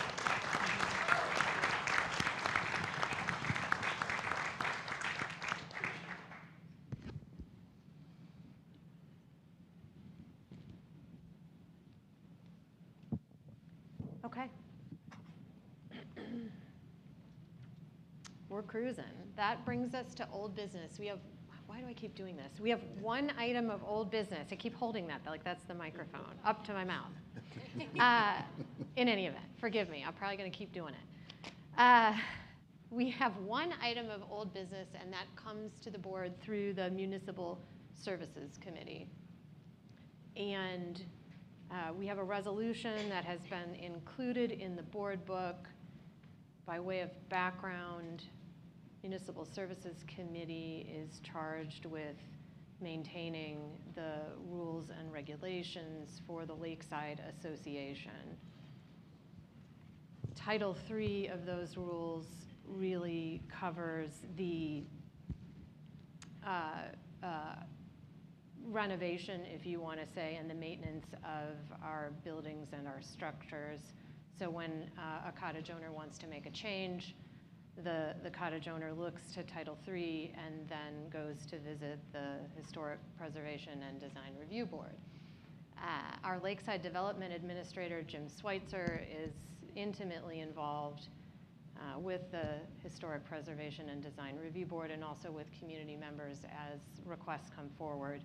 And these few technical changes, and they truly are technical in nature, were brought to the Municipal Services Committee by Jim Schweitzer.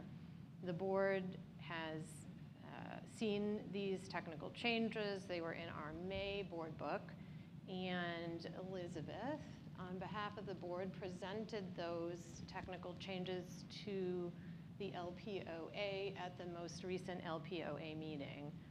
So we are at a place where we are ready to vote on those technical changes. I'll review them here today just for everyone's benefit, though I am quite confident that you all reviewed your board books and you know exactly what it is that we're about to do. But we're adding a footnote to the general site standards to add back to the rules. This used to be in the rules that the association cannot resolve any property line disputes property line disputes must be resolved by the parties themselves. We have a reference to porches in the rules. The intention was that those would be front or side street facing porches, but we just used the word porch. So we're adding clarification that when there is new construction, because we at Lakeside love our porches, we want those to be front or side street facing porches. Then, as I understand it, as folks are doing foundations, it is practically been the case that exposed cement block is limited to 2 courses high. So we're actually saying that in the rules now. So the change, right, says that your exposed cement block, right, can be 2 courses high. And I think if it's greater than 2 courses high, you have to put a decorative covering on it to make it look nice. And then also we're allowing composite material with this change on the entire structure. So previously, composite materials would have been permitted on the sides and the rear of the structure. With the change, composite material will now be available for use on the entire structure. So there is a resolution in the board book, Resolution 2024-5. As chair of the Municipal Services Committee, I move that we approve Resolution 2024-5. Jack, thank you. We have a second from Jack. Any discussion, board members, desired?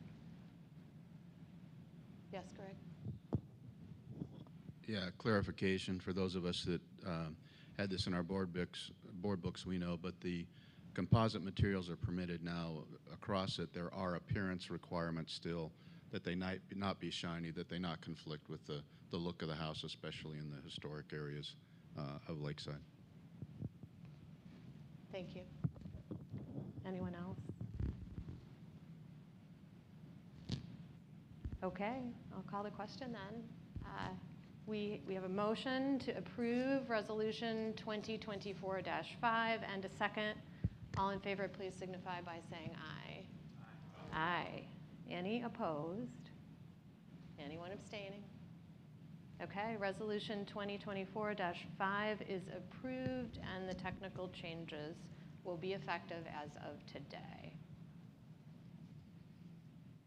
That takes us on our agenda to new business. And Cindy will be bringing forward an audit committee resolution to accept the audited financial statements.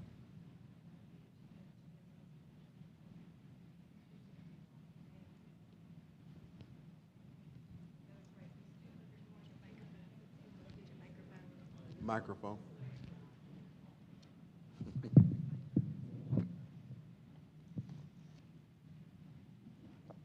We'll have it hyperlinked next time for you, Cindy.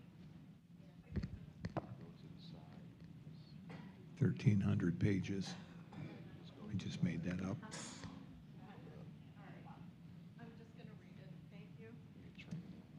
All right, this is the resolution of the Board of Directors of the Lakeside Association, accepting the audit and approving the issuance and posting of the audited consolidated financial statements.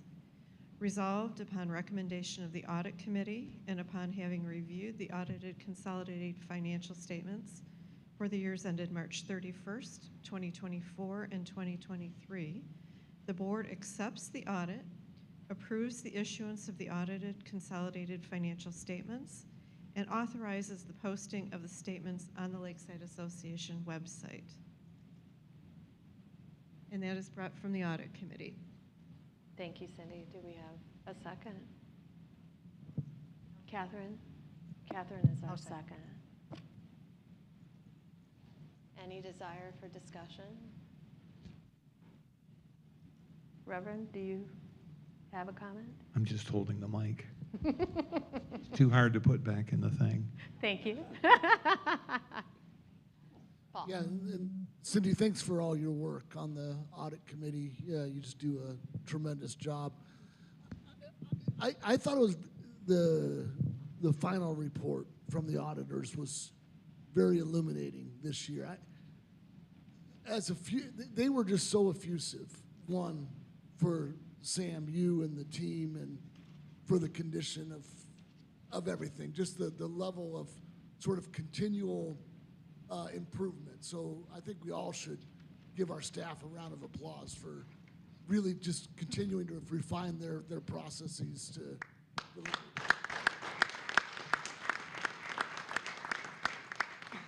But secondly, being a person who started his career in auditing, they don't normally say anything positive about anything. That's just the nature of being an auditor. But I think they really signaled to the audit committee, which I haven't heard them say before, just their pleasure at looking at the strength and progression of Lakeside's balance sheet. And when they benchmark that against other nonprofits they're seeing, they're very encouraged. And I just think it's important to, sometimes in an audit, it's very mundane and very important and all of that. But as an independent view, I thought it was something we hadn't heard in all the years past. So I just wanted to share that. Thank you. Thank you for sharing that.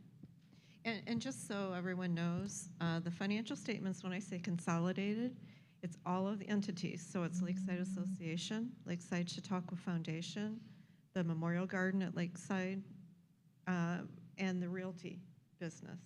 And there's details in the notes that break out those various things, but the actual statements are consolidated. Thank you, Cindy. Okay. Hearing no other requests for discussion, we'll go ahead and vote on the motion to approve the audit, actually the resolution. I'm sorry, we have a resolution in front of us. Pardon me misspeaking. So we have a motion and a second to approve our resolution to approve the audited financial statements. All in favor? Aye. Anybody opposed? Excellent. The audited financial statements have been approved. Thank you, Cindy, and thank you, Audit Committee, and thank you, team.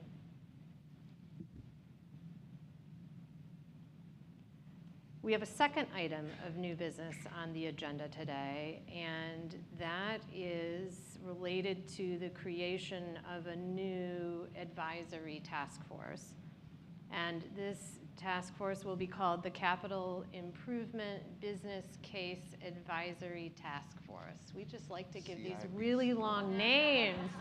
The longer the better, right? Apparently we're in competition here for the longest named task force.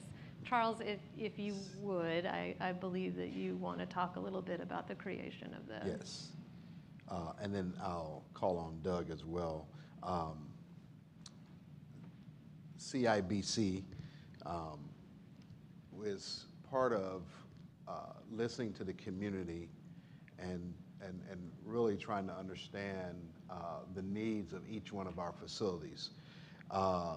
This task force will be a partnership along with the Land Management Development Task Force and in partnership with them to help us understand what the needs are. And so phase one or part of this charter would include a multi-year facility plan, which we will outline and list both for the board and post for the community as well, to identify current use, identify possible other use, our roof summary, known function of deficiencies, known plan for upgrades, level of appearance desired, and then building upon our current building audit, and then as well as our capital building program, which identify how capital renovations would impact repairs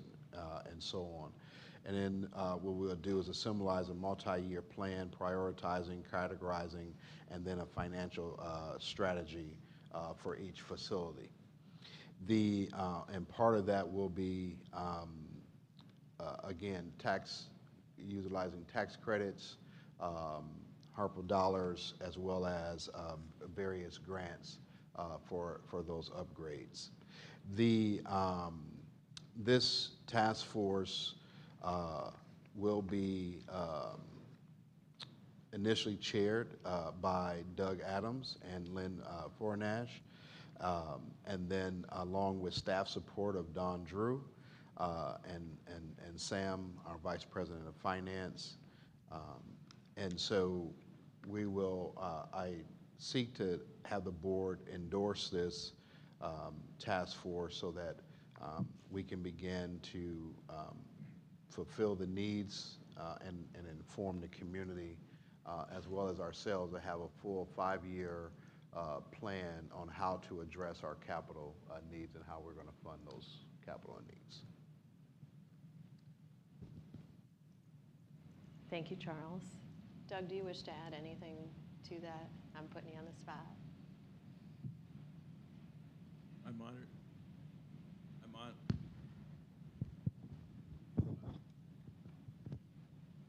That's better. I'm honored to have the opportunity to help serve in this way. Look forward to working with Len and building on the things. This was something that came up again and again in some of the community gatherings this summer. And it had been in the works since, I think we first met about this in May. So even before the NCA task force was approved, that eventually this was going to be needed. And so this has been coming. And we've started the process of identifying about not just the 50 buildings, but the 10 or 15 land areas that need care and maintenance, and what, beginning to gather the sources of information. We really mean for this to be like a central clearinghouse to underpin all capital campaigns, to be aware of what the needs are, and then to develop priorities and to re-look at the priorities, pulling in things from the master plan, the strategic plan, all the building inventory work that was done by interns and over the last year or two, to finally pull all that together and have a central repository for it that can feed not only deferred maintenance plans, but also capital projects, and have kind of an overall association-wide priority list. And the feeling is that this will really help us in focus on specific projects. And so I'm honored to have the chance to help in this, and we will put out something in the Lakeside or asking for people with certain skills to, if they'd like to volunteer for this, we'd love to have involvement. And it will ebb and flow over time, but we have a good tight timeline. As they usually say, if you put a tight timeline with people who are really busy, you get things done faster. And that's our goal, because we know the need is significant and quick. Thank you. Charles, are you looking for the board to take action to approve this? Yes. Okay. All right. May I have a motion? Jack is moving. Jack is moving to approve the creation of the Capital Improvement Business Case Advisory Task Force by way of charter. And I have a second down here from Larry. Thank you. So motion and a second. I know we've talked a little. Any additional discussion? Yes, Jim. Jan, I got a question. Will the task force also consider different, will the task force also consider or recommend, especially in light of the tight timeline I think you're under, different sources of capital that would be recommended to use to support the recommendations, because there's all sorts of different types of capital that are available besides donations and other things. Will it get into that depth? Yes. Charles, you may have an answer to that.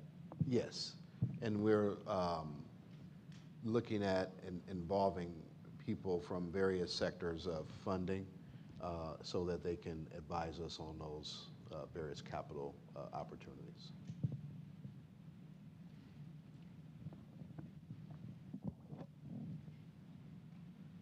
Go ahead.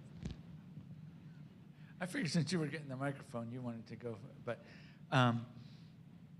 having been on that NCA task force, I have to say that I really wish we had this one preceding the NCA, because I think it would have made some of our discussions there. I understand that because we had the December 31st deadline that we just didn't have the luxury of doing this first, but this would have really I think helped clarify some of why we were doing what we were doing and what was the goals there. But that being said, I agree with what Jim was talking about, that when we move forward, we no longer have the NCA as that option. So we are going to have to really work to identify as part of the capital plan how we fill in those holes that aren't currently funded to make sure that we've got the money to do that as much as possible going forward. And hopefully that'll give us some of the direction we need to move those campaigns forward. Yeah, excellent point, and I agree with you. Wish we'd have had all this completed. We did start this work with Eugene Jacobs on last year, trying to get this approved. As we moved into the permanent role of this, of course, there were some other things that came up. Someone said to me earlier that Lakeside needs leadership, and I agree, and that's what I intend to provide. And part of that providing is to slow us down in some areas, say no in a lot of areas, and then stop the tail from wagging the dog, so to speak, and let's put the first things first. And so, unfortunately, NCA had a lot of distractions in that point, but there were good things that came out of that as it relates to relationships, people working together, and bridging those gaps between community members, board members, and so I think for that some good did come out of putting that first. However, I think what I believe in striving for in the future is that we keep the main thing, keep our mission first, and then put in a priority list. And this is a high priority for us. So thank you. I just want to say thank you, Doug, for jumping in. We've had some great conversations about the work of LMDTF, and I think you and Len will make a great team leading this task force. And I was thinking along Steve's lines, but first thinking, how do you decide how far to go? You start digging and you think about needs and you think about possibilities. And as Steve said, how do we fund something? And what will make sense? And how do you adjust your scope? And Charles spoke up and talked about his leadership and keeping ourselves focused, and really trying to get our ducks in a row through this process. So I had no further comment except to say that I appreciate all of you and your leadership, and look forward to learning more. This is important to move us forward. Thanks, Glenn. Okay, I think that. Oh, sorry, Greg. Go ahead. I really want to affirm something Charles said and something he brought to the table. When we started looking at buildings on Land Management and Development Task Force, and we need 2 more initials so we can keep our record of the longest acronym. You guys just beat us on that, Doug. It's very easy to look at a building like Wohomis or some of the other facilities and say, this is what we can do, and we went down that path. But it's different because, Charles is now engaged with someone we found in our process, Kaleidoscope. Wohomis, we can't just say if we change this, we'll be able to serve camps. We have to say, is there a market anymore for this facility to serve camps? And that's what Charles has going on right now. So a lot of it is the business cases for what we're going to be in the camps business or the retreat business, and he's found some great things out through his work in that. There's a lot more. If we're going to be a year-round facility, we can do that with our facilities, but what's going to draw people here to Lakeside year-round, because build it and they will come is not a business plan, and we've really taken that to heart, and that's been kind of guiding a lot of our activities. So Charles, I just want to affirm that slowing things down and asking the right questions has been something you brought to the table, and thank you for that. All right, last chance. Okay, then we are ready to approve the creation of the Capital Improvement Business Case Advisory Task Force Charter. Oh, thank you, Glenn. Yes. I just need a regular microphone next time. So we do have a motion, correct, and we do have a second. So all in favor, I'm not going to repeat it again, I just said it. All in favor of the new task force charter, please signify by saying aye. Aye. Any opposed? Anybody abstaining? All right, charter is approved, Charles. Thank you. You are welcome.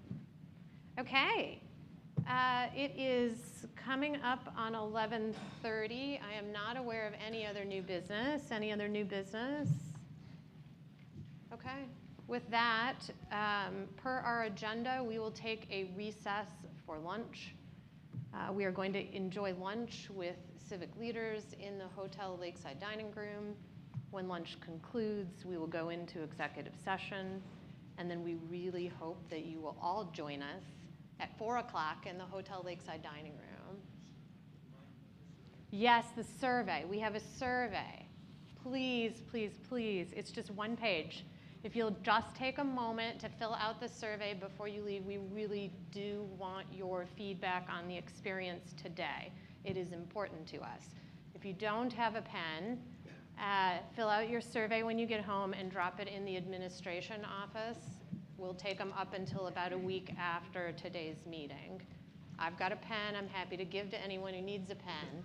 We would really like your input and your feedback on today. We so appreciate you being with us. We really appreciate the opportunity to do this together today as a community. We are grateful for you and your love for Lakeside and for all the work that everybody does to be a good ambassador for Lakeside day in and day out. The board is going to stay here for a few minutes, board members, to take photos, and then we will look forward to seeing some of you in the Hotel Lakeside Dining Room, either at lunch or later. Thank you.